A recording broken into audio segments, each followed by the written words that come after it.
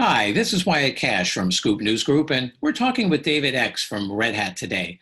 David, we're excited to have you be part of the IBM ThinkGov 2020 digital event experience. Thanks for joining us. So the first question we have is, how has multi-cloud portfolio approach to IT helped accelerate digital transformation in the federal government? Well, thanks for having me, Wyatt. And when I think about multi-cloud, the major public cloud providers out there keep leapfrogging each other with new and really exciting features and price points and services. So aligning your agency with a single cloud could really limit your digital transformation efforts. And that's because you won't be able to take advantage of all the innovation that's happening in each of the different clouds. And this is one of the many reasons why a multi-cloud portfolio approach is so important at agencies. So, instead of guessing right as to, who's going to win the cloud wars, we really encourage agencies to build upon an open substrate that's portable across all the major cloud providers. So at Red Hat, we provide that open substrate in the form of Red Hat Enterprise Linux, as well as OpenShift Container Platform. And with a multi-cloud portfolio approach, it also increases the ability to share applications between agencies and within agencies, no matter what clouds they choose. So as a result, the best ideas can run on the best clouds faster and for the least amount of effort by standardizing on that open substrate.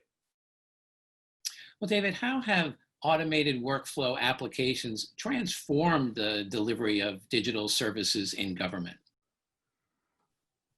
Yeah, well, automation is so critical, especially in this time that we're in right now. And so if we, when people think about automation, the first thing that I think that comes to mind to them is speed. And they're absolutely right. The more agencies can automate their processes, the faster they could deliver digital services to their citizens and to their stakeholders. So, the more agencies can automate their processes, the more they could scale them up and down as demand rises and falls without human intervention.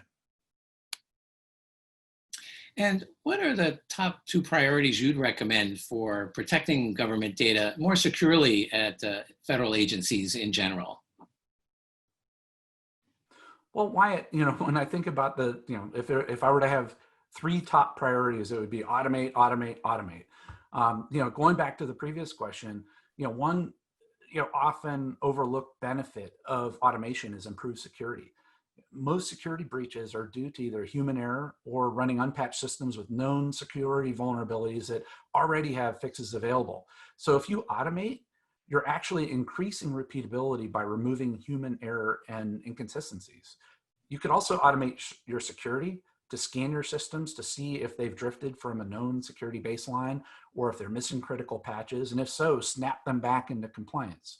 So in both of those cases, you're really repurposing humans from a lot of low-value toil to much more meaningful work that's focused on improving service delivery, all running on a much more secure platform.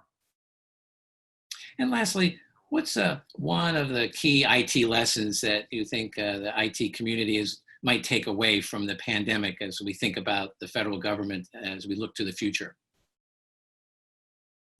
I think we're going to have a lot of lessons learned coming out of this pandemic. And, when we think about the time that we're in right now, who would have guessed that we'd all be in a pandemic?